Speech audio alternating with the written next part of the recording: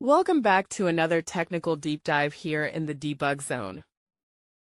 Today we're tackling a big question and breaking it down with insights from other users. Hopefully this clears up some misconceptions and helps you get the answer you need. So buckle up, stay a little curious, and let's jump right in.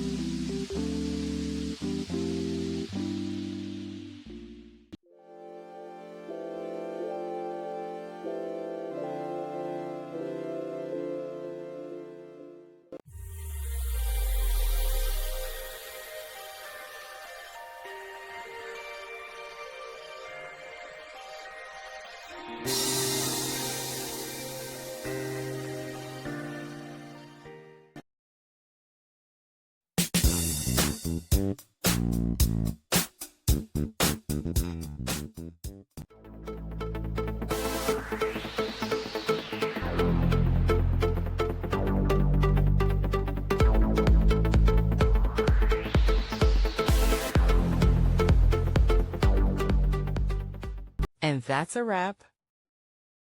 I hope you found the answer you were looking for. If you did, take a second to hit that subscribe button. It really helps out. And let me know in the comments which solution worked best for you.